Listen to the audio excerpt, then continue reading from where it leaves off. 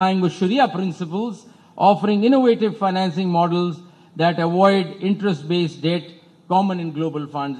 For example, the Green Sukuk, which targets sustainable development goals and environmental projects. Then another advantage of a Sukuk would be lower reliance on external approvals. Accessing global funds often requires meeting stringent conditions, political alignment, and approval by international bodies. Sukuk allows countries to bypass such dependencies, offering more financial independence back home. Financial inclusion, access to diverse funding sources. Sukuk enables both institutional and real investors, including those in Muslim-majority countries, to participate in climate finance. It taps into previously underutilized Islamic capital markets. Appeal to ethical investors. Sukuk's alignment with environmental, social, and governance (ESG) principles attracts ethical and impact investors worldwide. And of course, it promotes social justice and focuses on communities and their well-being. So for climate adaptation, countries in the global south face disproportionate impacts from climate change. Sukuk can channel funds to help vulnerable communities adapt, align with both Sharia and human rights principles. So it is as if it's a natural fit that Sukuk has come about, which could deal with our problems, which is climate change facing us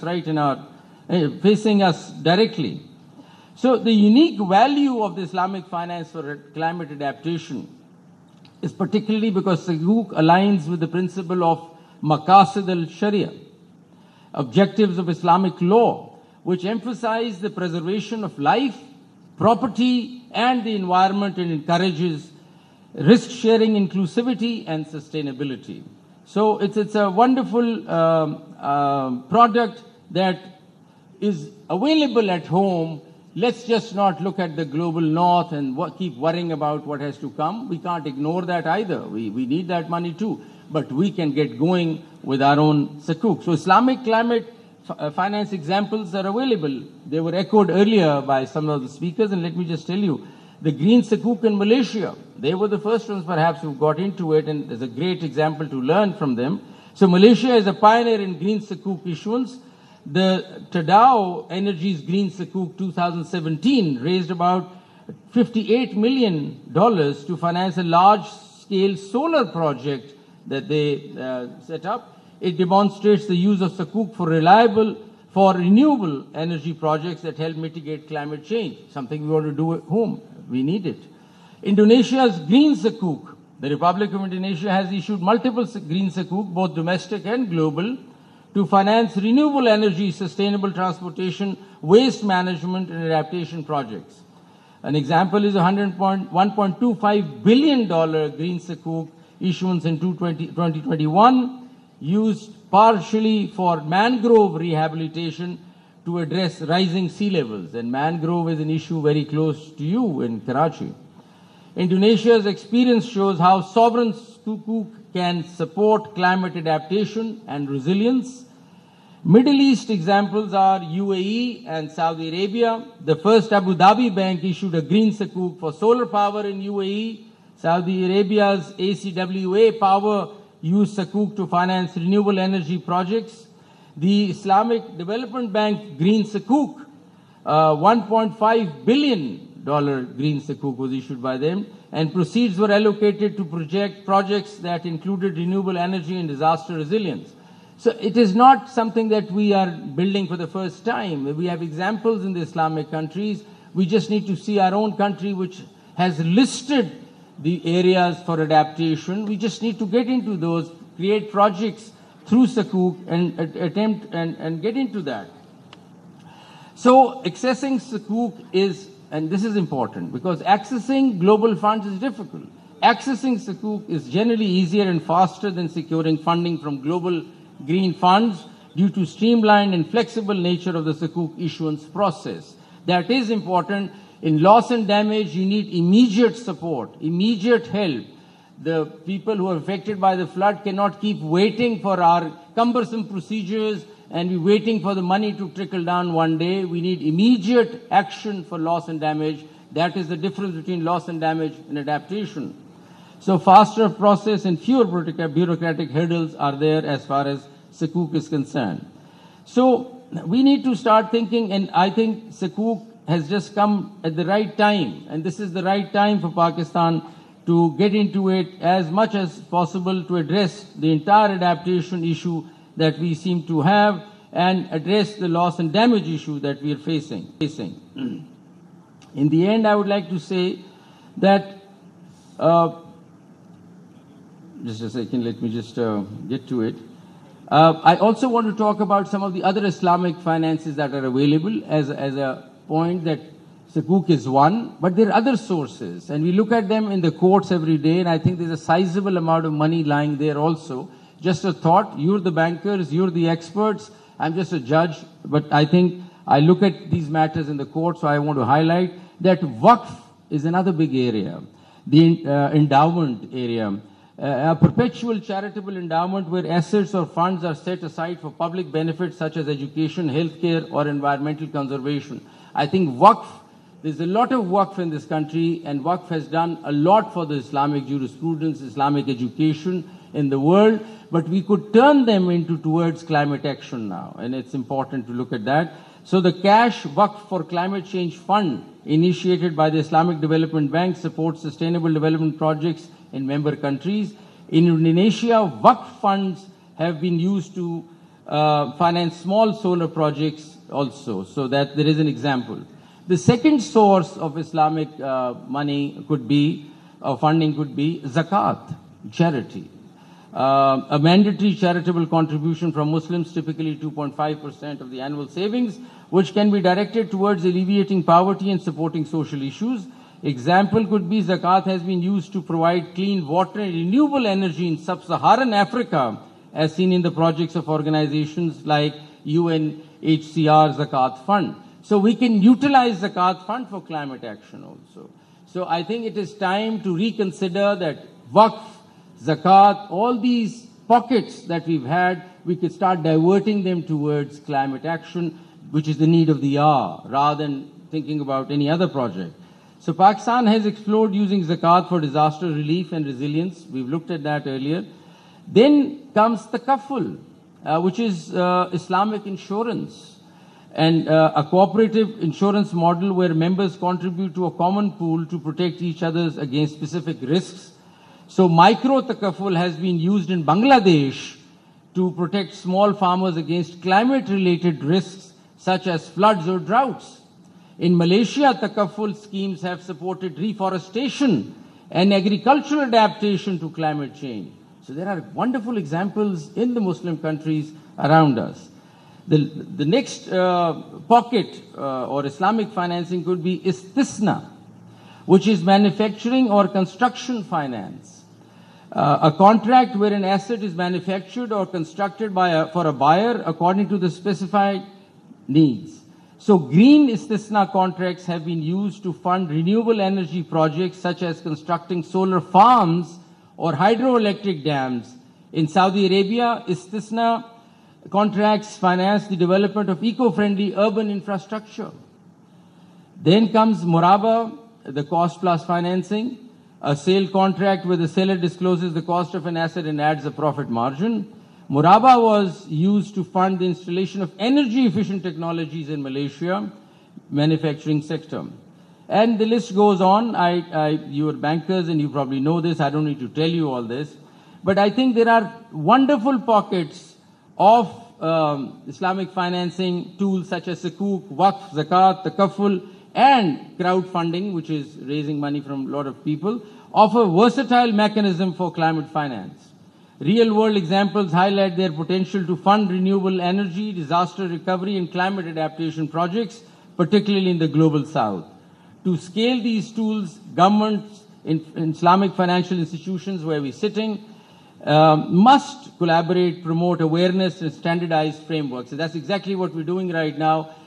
This wonderful forum and this wonderful platform is telling us that there are answers available in Pakistan, and we can use our own Islamic financing to attend to our biggest threat that we face, that is climate change, through adaptation and through providing for loss and damage. So one thing that I want to also add at the end, that there is no way that we can go about creating Islamic finance unless we have an understanding and a good handle on on climate science. You cannot create a project, you cannot go about doing Islamic financing unless you have a good grip on climate science, because climate science is going to tell you what project to build and how to attend to the issue in hand. So please, that is something that I want to underline, that climate science is something that we lack capacity in. And I would, from this forum and this platform, want to say that I think investors and sort of the financial institutions that are here should build capacity on climate science, which has happened in Kenya, which has happened in Bangladesh. I don't want to go through those areas, but it's important. So the time has come, and I conclude by a statement made by Justice Sheikh Taqi Usmani, who is a great Islamic scholar. The time has come, he says, for Islamic finance to lead the way in creating innovative climate solutions, combating faith and finance to combat global challenges. Thank you very much. लिए चलते हैं आपको इस्लामाबाद, जहां पर शहरी रहमान मौसमियाती तब्दीली के हवाले से तकरीब से खिताब कर रही हैं. And non-sustainable business practices. Yes, it is consumers. We are addicted to consumption. That's the entire 20th century. That's what they taught us.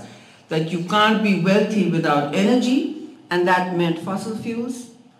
And that a country can't be wealthy even today without energy. Sustainable, low-cost energy. And that's always dirty fuel. That's still the base load today, right? And so, what is the 21st century going to teach us, and what are we going to teach it? How are we going to define it? Let's not wait for the United Nations to tell us where we need to stand, or somebody else. We are on our own, ladies and gentlemen, including your businesses. I'm grateful for multilateral cooperation when it surfaces in any form or shape, or even bilateral, but do not expect it anymore as a standard practice, which I see in, at least in government environments, I see a lot of expectation that, well, so-and-so will come and fix this for us. No one's coming to fix it for you. The one thing you've got to do, other than, of course, looking at how you're polluting the air and water with either plastics, with emissions from tanneries, nobody's talking about those. Those are huge for the water. From Mansoor to Karachi, and obviously the plastics infiltration into our lives, which is going to cripple our waterways and going to cripple public health in ways that now you see air pollution doing, especially in Punjab in winter. And these are all year now, these are all year realities.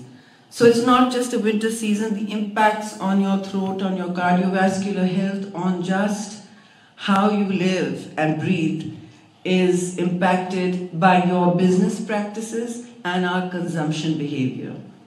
We are all still looking at consumption as an end goal that must not be challenged. And obviously businesses need to project that. So instead of telling you what is normally said, you've got to create your own, how do you sort of make your supply chains less dirty, all of that is something you know about. All of that is something some of you report about, because we don't have a healthy culture of reporting. Now, I can say what I want about sustainability as a business till the cows come home. But unless there's a data-driven report culture and a place where we are actually looking at our sustainability markers or our actions, there's going to be no movement forward. And believe me, the world is still grappling with this. It's not just us.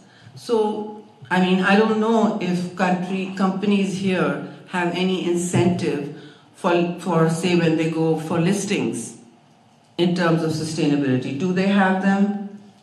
I mean, does that matter? Does it give you a higher ranking? That happens in some of the stock exchanges, and that's something to consider.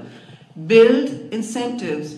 I would urge the Business Council, IFC, everybody sitting here, to have 2 short roundtables where you brainstorm, get yourself a consultant, you can do this, and ask them to write down what businesses can do to actually start working with data-driven knowledge. And secondly, I would ask, because these are big companies, as I said, no one's coming for you. Just cutting to the chase, you will have to use your comparative advantage, which is what at home? We have a huge youth demographic that is actually in the universities, from NAS to a remote university in Jagai, Balochistan, working on low-cost, innovative climate solutions. Young people out there are at it with the slightest of incentive, competitions, prizes, that's what's moving them to do this. So that tells me that we have a huge landscape of R&D to invest in, to give us the solutions we need while remaining profitable. Because companies are going to seek, I can't hector you to throw away all your plastic waste without creating some kind of alternative to it. It's the plastic company, it's the producer, the manufacturer who is going to have to make these shifts and innovations. I mean, I don't want to call out anybody, but we're only recycling 1% of our total solid and other waste. So if anyone's telling you otherwise, it's frankly rubbish.